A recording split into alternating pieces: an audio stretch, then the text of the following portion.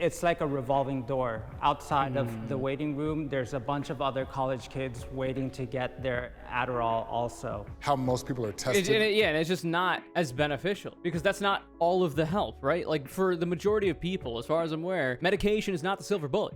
It is not the be-all end-all. It's just a part of the puzzle. It's a tool in the toolbox that hopefully helps you do the other things like the therapy, like the meditation, like building the routines and the positive coping mechanisms to deal with the symptoms that you have. But you can't, if you don't know that, if you're not directed that way, or if you're not given the information by the medical professionals and they're just there to give you pills, it's just not good. It's not enough. Do all people with ADHD think? I'm not too sure, to be honest with you.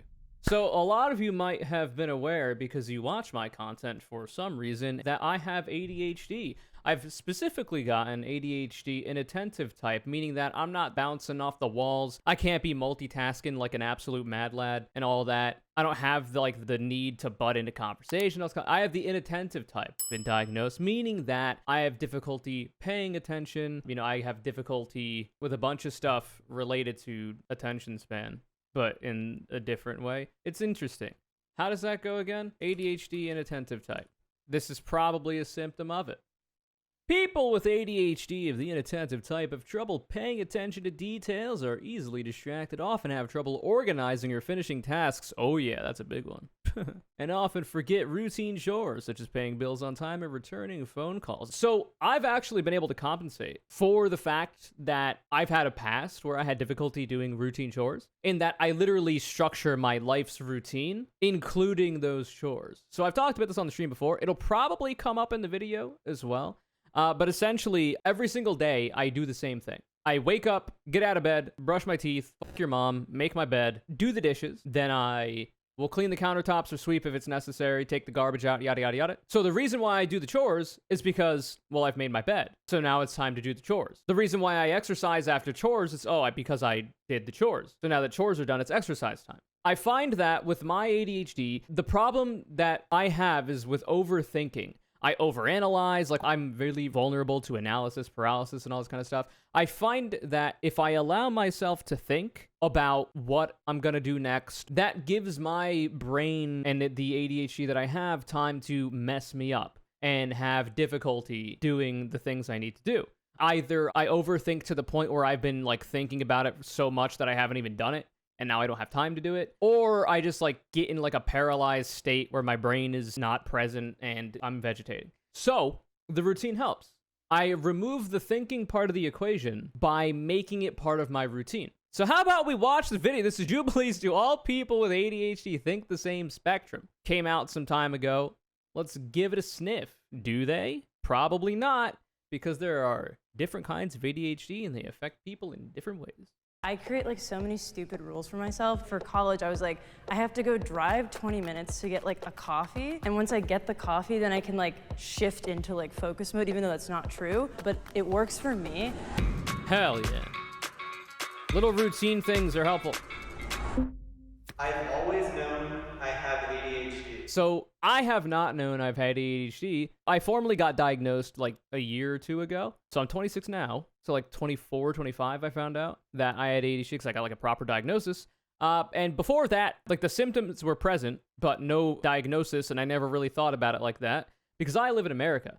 And mental health care, nobody cares about, especially not the people with the power to allow you access to it at little to no cost. And that's also the same, unfortunately, the world over. Even the places that have really good health care, mental health care is still kind of difficult to attain in a lot of these places. So I haven't actually had access to the idea of thinking about it in that way because, for some reason, my brain thinks I need a formal diagnosis to know. At least I used to think that way.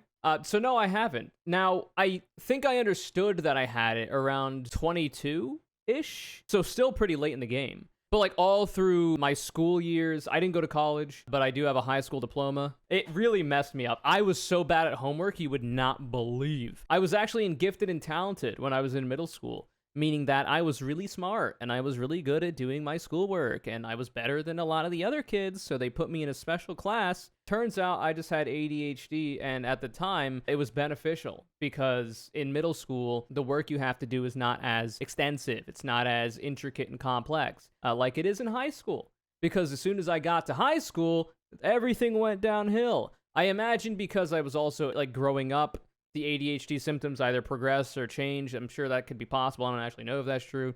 But it started to get harder and harder. Eventually, homework for me is literally impossible because I'd rather just play video games or do whatever else.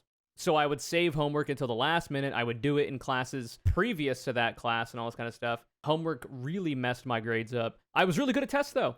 I'm good at memorizing things, really good at memory recall when I need to be. I'm good at tests. I got really good grades on tests. And yeah, that's about it, unfortunately.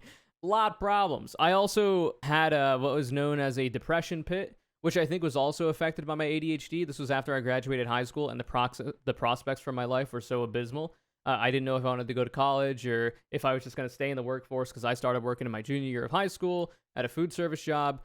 So I allowed my room to collect with garbage and dishes that were dirty, and it was gross and not good. And now I have the opposite, where I'm hyper clean and I keep everything around me. Like, look at my room. So I have not always known I have ADHD now, but I know now.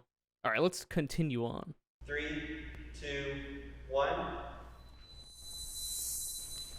These are all Americans, by the way. I think Jubilee takes place in California, is where the studio is. So, of course, none of these motherfuckers know they had ADHD when they were younger.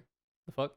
If we lived in a civilized country, maybe, where maybe, like, your general care practitioner could give you an idea and you're, like, regularly seeing a general care practitioner because, you live in a civilized country, so you have socialized medicine, meaning that taxpayer dollars that you pay and also the wealthiest people who pay more pay into funding people getting access to healthcare services that make them more efficient and productive human beings for their personal lives and also in a capitalist sense in the labor market. Blah, blah, blah, blah. I'm jealous. Anyway. Yeah, in elementary school and middle school, I was a good student. I was quiet and I sat at my desk. In college, I started to realize something was wrong when I started failing classes. And I was like, why am I not good enough? Like, why can't I focus? Yep. Why can't I sit in a library? The gifted kid to burnout pipeline is real. Dr. K of Healthy Gamer actually has a really interesting video about this. I forget the name. I feel like if I bring it up, I have to at least get the link. I like Dr. K a lot, and I like Healthy Gamer a lot. I think it's good stuff. Some people might not. I think it's good.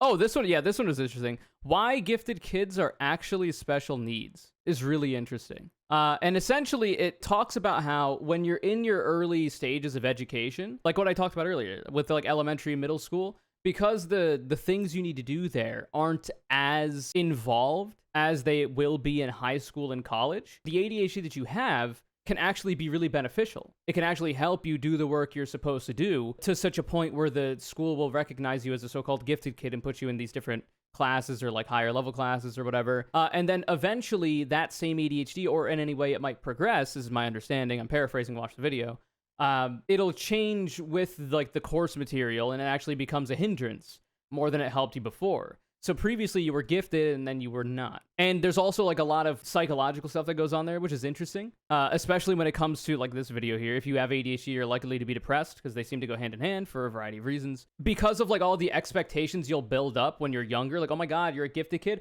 Oh my God, little Johnny, my son, you got into gifted and talented. You got into the higher level class. Oh my, you're destined for greatness. And then you get to high school, college, and it's like, well, there's all those expectations, and now your ADHD is fully messing you up with your coursework, and you're doing terribly. You're not living up to expectation anymore. What happened? What went wrong? Blah, blah. And then you start feeling bad about yourself and this negative feedback loop, all this kind of nonsense. It's really, really interesting stuff.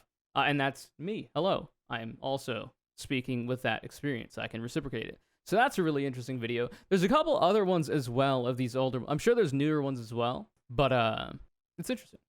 It felt like something was wrong versus like a diagnosis, right? And then finally, last year at 28, I finally got diagnosed and like every piece kind of like came together. Yep. And it finally felt like, oh, nothing's wrong with me. This is just who I am. So I know. So like imagine you finally get words to put toward your experience and it clarifies a lot of things and helps you deal with the issues that you've had, because now you have something you can look into, ways other people who have similar issues have been able to deal with it, and it just makes your life easier. Can you imagine if that was like a normal thing that people did? What a world, what a country, the United States of America we would be if we actually gave a damn about making sure the citizens of this country and the non-citizens of this country, frankly, that are on their path to becoming citizens, actually have good lives. But unfortunately, that would be not conducive to the profit margin of super wealthy people who have more money than they know what to do with. So, you got to make trade-offs in life.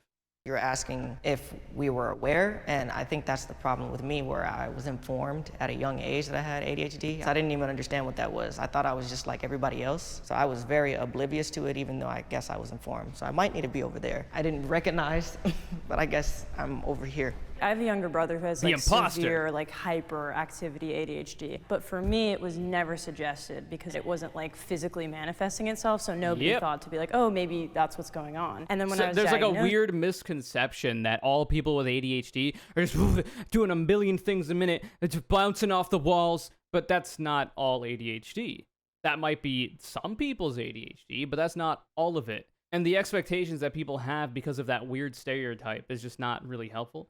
Because that's not me either, right? Like, I have an attentive type, which is not the same. And the things you need to worry about and the ways you can help, ameliorate some of your issues are going to be different. I was a little bit mad. I was like, why didn't anybody like see this? And when I started reading about it, that's when I found out that like it manifests differently in like women versus men. When I hear that question, it's not about me understanding that I had ADHD. I think it was more the world. Like, my depression came not because I had ADHD, was because the schooling system and the world around me was trying to put me into these boxes. So my depression came because my teacher said, you are gonna be a failure in life because you're not able to do well on this 3-hour standardized test. Cringe. Medication has helped me manage my ADHD. So for me, the only medication I've tried thus far is Adderall, and it seems like that's just not for me. Like, it seems like my body metabolizes it way faster than other people's experiences that I've heard. Like, I'll be on an extended release, like 24 hours. You're supposed to take it when you wake up, you have it, and it carries you throughout the whole day. For me, it lasts like 6 hours. So, like, it just doesn't really fit well with my body. So I want to try other options, like there's Vyvanse and whatnot. But like I said, I've got to get a better mental health care provider. So until I do that, and then maybe if Vyvanse doesn't work, then non-stimulant options might be better. But I will say that for the effects that I did have when I was on Adderall, it was actually pretty helpful, especially when it came to streaming. And what's really cool about that is that if you take it for long enough, which I think I took for a fair amount of time, the effects of it actually carry over to when you don't have it. Like, if you cease using it, you'll actually still have some residual effects. Now, that's not to say you should do that. You should follow the prescriptions of your doctor and the advice that they give you and whatnot. But like, if you happen to be in an unfortunate situation like me, where you do cease taking it, some of the effects actually are residual and have stayed with me, which is really cool. Which makes a lot of sense, right? Like, you could develop certain habits and routines when you're on the Adderall because you have the ability and the focus and the drive to do that. And then when you don't have it, you still retain the routines, especially if they're used like when I talk about with my routine the other day to deal with those issues. And then there you go. But also, like, some mental processes also seem to have changed, which is helpful. Which also could be like me learning through that as well. So I will say that it has helped. It's just not exactly what it needs to be. And also, medication is not the silver bullet for most people, I think. When I got my diagnosis and was talking to my psychiatrist at the time, I didn't think that the medication was just going to fix me. Like, it was just going to be the silver bullet. Because that's not how that's going to happen for like the grand majority of people. Usually a mixture of therapy and also medication, as far as I'm aware, is going to be a lot better. And other things you could do, like on your own personal time, are going to be a lot better than just the medication, which I think some people fall in pitfalls for. Like, oh my God, I get the medication, it's just going to save me. And then it doesn't. And it's like, oh, well, shit. You got to do more than that. And the idea is that the medication gives you the capacity to do more than just take the medication to deal with that issue. That's the hope. And for me, that's the experience that I've had. It's about the same as using melatonin to sleep. Well, melatonin, apparently, you can develop a tolerance to it really quickly, and it's not good to take all the time to sleep. My understanding for melatonin is that if you take it enough, it makes your body's natural process of producing melatonin difficult, and you can actually end up doing worse when it comes to getting to sleep overall, like over time. But obviously talk to your doctor about it. I got a doctorate. I don't know. That's just my understanding. 3, 2, 1.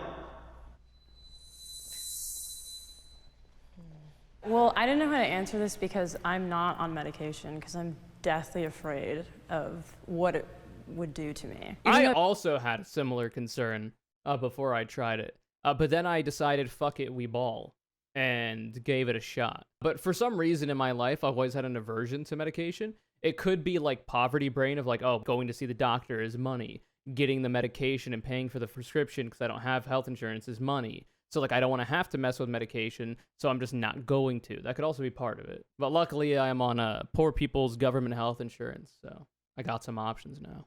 And funnily enough, my ADHD depression made it more difficult for me, and I got on Medicaid way too goddamn late. I could have gotten on it a lot earlier given my income status, but I didn't because who has the time? I mean, come on, you gotta fill out paperwork. It probably would help, and I should just test it out. I just haven't yet, and so I don't know.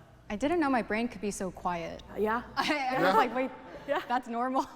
Medication was like putting on a pair of glasses for the first time in my life. I was like, whoa, this is actually the world? Like, this is how people live? Like All the time? Like, I'm like, what the heck?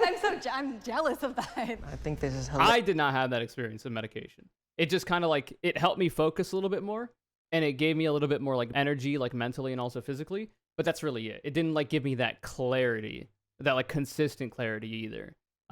So maybe Vyvanse does, maybe a non-stimulant does, who knows? Maybe we'll see. Hilarious because I hate medication. But because I hated it was the reason why I was able to end up focusing. I hated it so much that I was like, I'm just gonna focus. I had the counter Just gonna measurements, focus. and my mom also helped me along the way so that I wasn't reliant on the medicine, but I still have tendencies. Yeah, and you could do that. That's what therapy is also for. Like, ideally, you do both. Because the therapy can help you in a lot of ways that the medication can't. But I remember everything that I was taught, and I applied them so much to where it's kind of like, it kind of eased me off of the medication, because I hated it. The first time I took medication, I finally realized, like, oh, this is what it feels like to not get brain fog after 20 minutes. I said agree because I've been able to learn certain things and how to navigate without medication. Yup. I do much more meditation to slow down my brain. Hell now, yeah. The reason why that's meditation chads in. I've been out of the game for a while. I need to get back into it. My big problem with meditation is that I really like breath exercises. I really like it. For like the amount that I've done it, like I had a good like several months where I was doing it consistently, and it's pretty pog, let me tell you. But the problem that I have is that I have chronic sinus and allergy issues, right? So breathing for me is already difficult by default. However, once I can be back on my Flonase after the septoplasty I just had, I breathe better now because I got conversion therapy for my nose. It's not gay anymore, it's straight now. Before, I did not have equal space on either side of my nostrils, so breathing was hard, especially with the allergies I have, with the mucus that I produce and all this kind of shit. Makes it harder to breathe already, so not having a lot of space there makes it even worse. But now, not as much of a problem, so maybe I can actually get back into it. Meditation is very cool. IMHO. Unfortunately, there's, in the States, the way people think about meditation is like they think of it in a very like magical sense, right? When it's really not. Like it's literally just depending on the exercise you're doing. You could do a whole bunch. You could do yoga, you could do breath exercises, you could do other forms of meditation that aren't revolving around breathing. There's a whole bunch. There's a lot of different meditation techniques out there that will be better or worse for different people. You got to shop around a little bit, but it's very helpful. And also, it is my understanding that studies have shown that regular meditation has actually been shown to increase the amount of gray matter that's in your brain, and also strengthens parts of the brain that help with focus and all these kinds of things. So there's actually physiological benefits to doing the meditation. It's not just like a mental thing, which is kind of cool. Pog, let's go. beneficial for me is that would work even if I'm not on medicine. My family helped seek out my diagnosis, and nope, because they're all poor too. They also do not have a lot of familiarity with the mental health care system, much less the healthcare system, because you need money to have access to healthcare in the United States of America. So my family did not, but I don't really blame them, because like I'm pretty sure a lot of people in my immediate family also suffer from a variety of undiagnosed mental things. So, I mean, it is what it is. We're all victims out here. For me, my parents still don't think I have. No. So I was like, well, my dad was in a civil war in Nigeria. He has a PhD. I have 3 older brothers. They had all A's, merit, scholarship, and my parents were like, yes! And I'm a triplet, so I have a twin brother and a twin sister. All 3 of us, we're not very good in school. No. What was lucky was that we all ended up getting sports scholarships. So my parents were able to find success in me, not through academics, but through sports. But they would still say today, no, just work harder, just focus. Just work You just need harder, to come make on. sure you're not on social You just media. gotta and have your apply phone next to you. yourself. It's unfortunate, but there's a lot of time where people will not take mental health seriously, or if they do, they think it's like, oh my god, you messed up somewhere. This is not good, and you're bad for having this mental illness. And the ways that it manifests and hurts you that people can see, you get condemned for, even though you're not getting any help dealing with this very obvious, I guess, or not always obvious issue at the time, and you know, you're kind of playing life on hard mode with debuffs. It's really messed up. It's not good. Empathy is the way forward. Helps everybody. Similar to you, I'm Vietnamese, so older generations than me, they've gone through war periods, right? So to them, it's, we've survived a war. What's this issue about you not being able to focus? I hate that. Charitably, that could be like a trauma response because war is literally traumatic, right? Even if you're not in the fighting. So it could be a trauma response like, oh my god, like I had to overcome so much shit specifically to make sure you had a better life. And like now you're in this more privileged position than I had been in. And you're telling me you have such and such a problem? But like, yeah, duh, right? Like when there's a war happening, there is a specific purpose for being alive. And that's winning the war, especially if like you're being invaded, like Vietnam was. So like, if you're a person who would otherwise have difficulty finding a reason to live, well, there you go. It's handed to you on a silver platter. Defend your people. But once the war is over and you're in at least somewhat of a better situation because you're not at war anymore, well, then you don't really have that direct one-to-one, okay, what is it that I'm going to do? Well, we don't have a war effort to, you know, worry about. Maybe before I might have gone into the military and enlisted, or I might have been like an engineer of some kind for anything related to the war effort, blah, blah, blah. There's a bunch of other things that entail going and being in war. You don't have to just be a fighter on the front lines.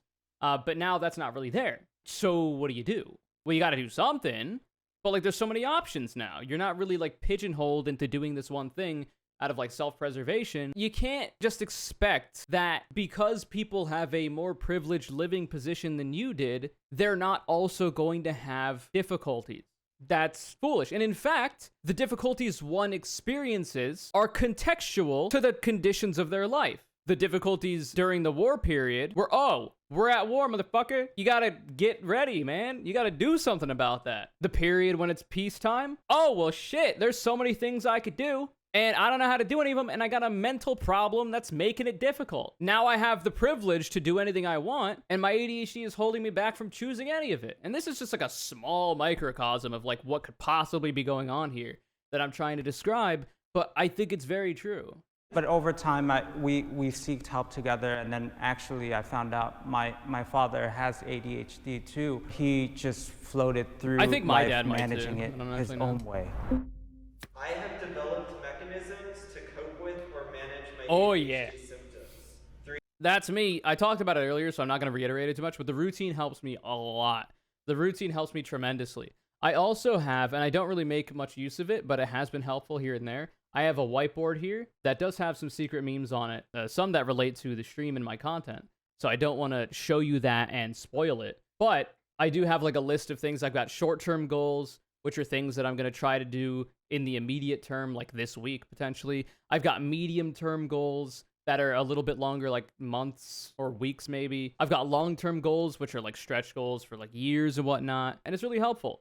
Because I find it helpful to, if I write things physically, it helps me like remember to do them. And I have this underneath my main monitor next to my Nintendo 64 sitting there so I can always look at it. I'm not the best with using it, but I do okay. I also use Google Calendar, and I make sure I have push notifications for things I have to do. So like garbage day I have on here, doctor's appointments I'll have on here, friends and family birthdays I'll have on here, and I have it ping me in time to be like, oh shit, that's actually happening. I should probably do something about that or get ready for that appointment or whatever. So that's also really helpful. Big fan of Google Calendar or other apps like that. If you can get push, because you're on this thing all the time. I know you are, motherfucker. If you can get push notifications to your mobile device, like, oh my God, a birthday's coming up. Oh my, I gotta do a thing. Even for like random things I want to do. Like if I have to like remember to do a thumbnail for a video or something, I will make a thing for like some arbitrary time and have it give me a push notification so that my phone literally yells at me to do it. Very helpful. 3. And then obviously the routine stuff I talked about earlier.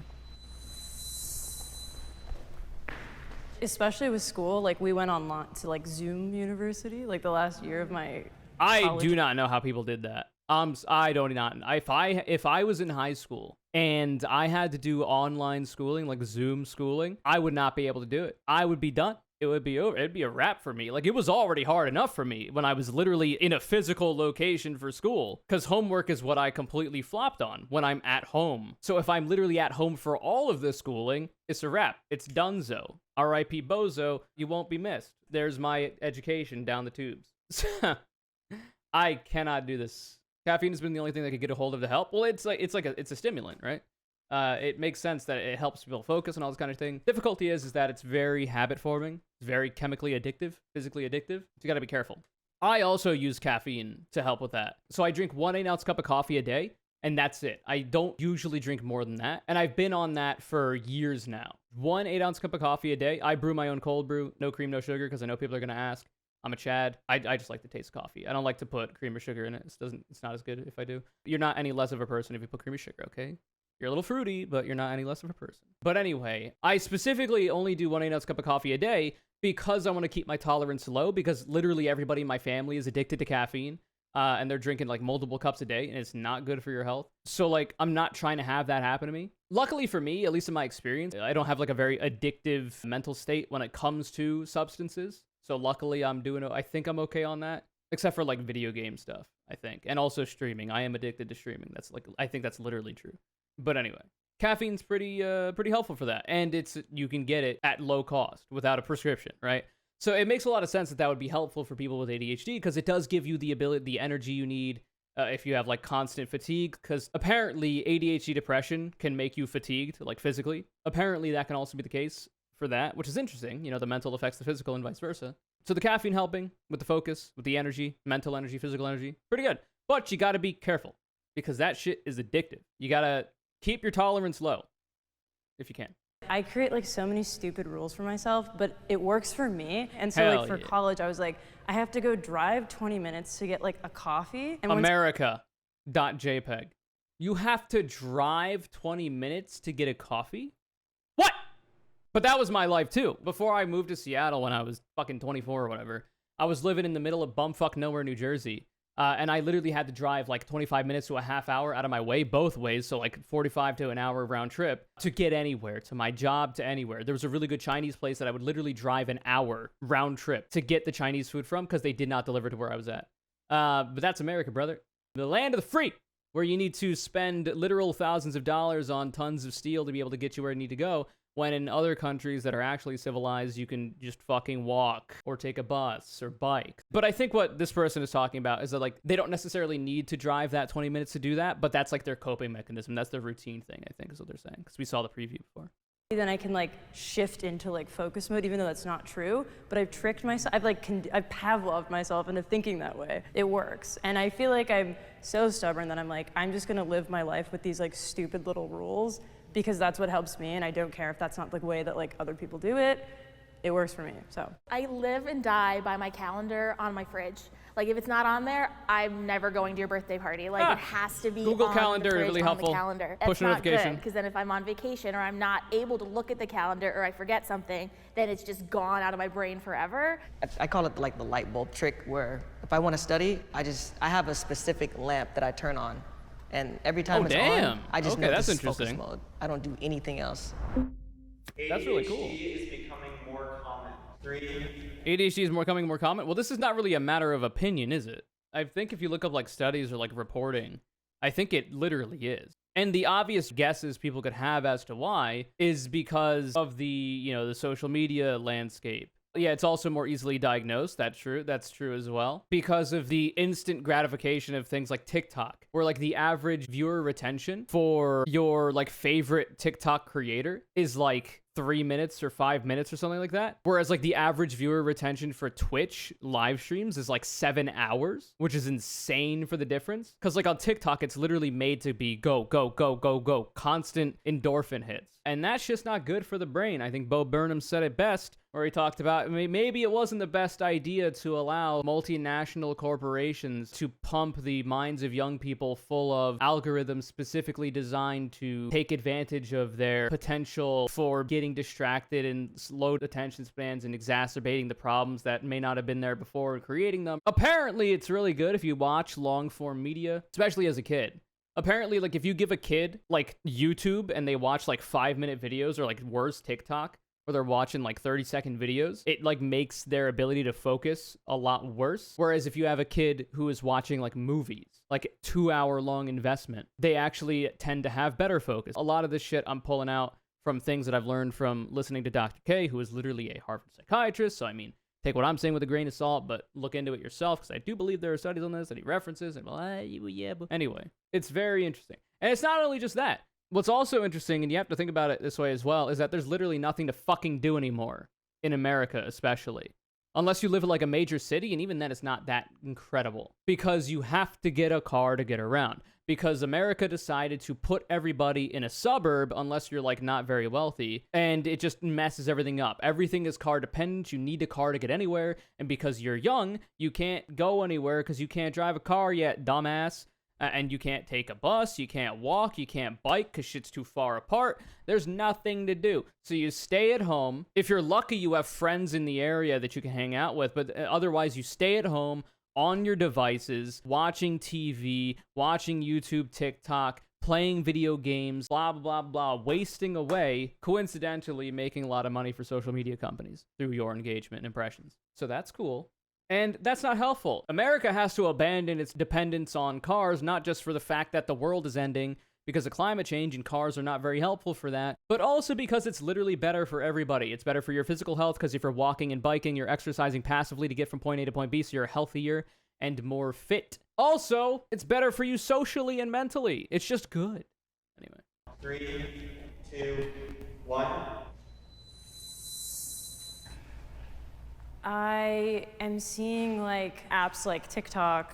Yup. Everything's getting very shorter. You're being shown like so much information at once. I think ADHD has always been there. On social media, especially, people are starting to create more of a safer environment to talk about mental health. That awareness has brought more people getting diagnosed, and because of that, people might think that, oh yeah, no, everyone has ADHD. And now they have some people on social media being like, signs that you might have ADHD. And they're so much more than just like, I my can't God, that's sit me for still. It's real. like so many other things. So more people are like, that might be me too. Women are getting diagnosed more now. Like they're listening to us. Like doctors are listening and they're not like, oh, they're just like crazy women. Now it's like, oh, there's something going on. It might be. Well, frankly, they might still just be crazy women, but you know, we're all crazy. ADHD. When I first started going to therapy, one of the first questions is, do you either work on Wall Street or are you a college student? I said, no, I'm dealing with some issues. I'd like to get diagnosed. And they're like, well, we don't do that here. Tell me some of your symptoms. Oh, you have lack of focus? Let's start off with 25 milligrams in Adderall. It's like a revolving door. Outside of the waiting room, there's a bunch of other college kids waiting to get their Adderall also. How most people are tested. And it's just not as beneficial because that's not all of the help, right? Like for the majority of people, as far as I'm aware, medication is not the silver bullet. It is not the be-all, end-all. It's just a part of the puzzle. It's a tool in the toolbox that hopefully helps you do the other things like the therapy, like the meditation, like building the routines and the positive coping mechanisms to deal with the symptoms that you have. But you can't, if you don't know that, if you're not directed that way, or if you're not given the information by the medical professionals and they're just there to give you pills, it's just not good. It's not enough. Adderall won't work unless you know how to use it. Exactly. For ADHD isn't through a brain scan, so it's through questions and symptoms that anybody can necessarily make up. In addition, if you even look at how marketing has been playing a role, is our attention span is getting less and less and less. So I do believe because of that, it will cause more people to identify as ADHD. I agree with that, and I realized I think I'm on the wrong side. I think this was what, because I was like, yeah, you're making a lot of sense. I strongly agree. Okay. And I one up everything that you just said. We have information thrown at us 24/7. I don't go on TikTok anymore, but I would go on TikTok, I would get advertisements for like ADHD medications, like no doctor needed, and I was like, America. I think in some other countries, you actually can't advertise medication. You can't do that. I'm pretty sure that's true. But in America, you can. So then you have these medication commercials for like dick pills, and like side effects are you could fucking die. And it's like a long lit, like that's the meme. I think those commercials are actually not allowed in other countries. What? They're marketed towards like women, like young women too. There was That's like a whole insane. like study done about it. Yeah, I almost feel like they're trying to profit off of people when in reality, I think it's more Hey, of a well, society. hey, relax. Hey, it's just the cost of doing business. That's just taking advantage of a new market, okay? Listen, the excesses of capitalism will create certain problems. And instead of dealing with the capitalism question, why don't we just create new commodities that are meant to be band-aid solutions for the problem of the root cause, which is capitalism, like Uber. Be like, oh, we don't got a good transportation system for public transit or bikeability or walkability. Uber. Why, we're not going to fix the actual issue, but we'll profit off of the issues that have been caused. Societal issue of like society is just trying to push us to be more productive past what is humanly possible. Money to be made. Money to be made. Will prevent me from accomplishing certain goals in the future. ADHD will prevent me from accomplishing certain goals in the future. Oh, almost definitely. I don't know that I'll ever be in a position where it wouldn't. I don't think I could ever make that claim. So yeah, definitely. In the future. 3. I mean, it does today. 1. Like,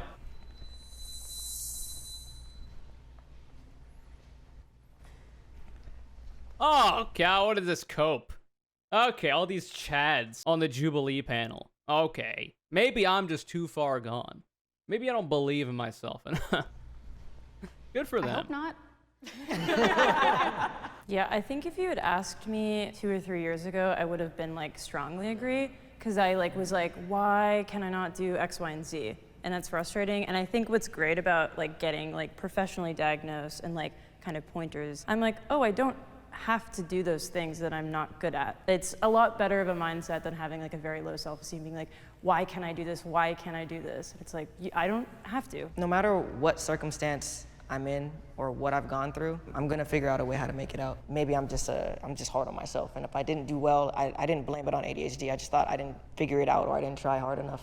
There's something else I could have done. I'm sympathetic to that mindset because like it could provide for a person the motivation, if used well, to try to find ways to deal with those issues and make those symptoms not as bad through whatever methods. But I feel like you would have to be careful not to let that affect you like negatively emotionally. You know what I mean? Like you don't want it to put you down like, oh my God, I could have done so much different. I probably just wasn't good enough to be able to deal with that. You got to be careful.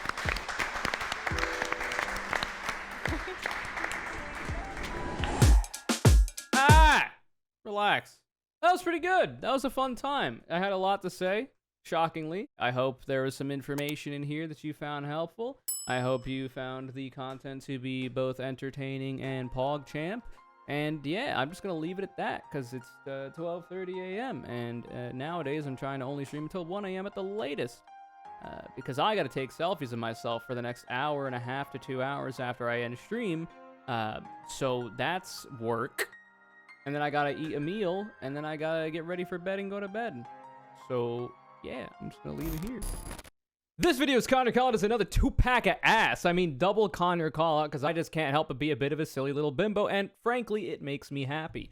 The winners this time are Hugin and Corian Drink. Thanks so much for both of you for your incredible amounts of support, and for being exceptionally based to the point where you've decided to be a frequent engager of my content. I really appreciate that. If you'd like to be next CONURE CALLOUT, all you gotta do is follow me on Twitter at CONURECC, retweet my video links when they go live. Look, my drink matches my outfit. Also, remember to leave a like if you'd like, comment something cool down below about how ADHD is cringe and gay. Subscribe to the YouTube channel, all notifications on when you hit the bell. I'd appreciate that as well. And yeah, and maybe hit up the Patreon, the Twitch, you know. Have a good one.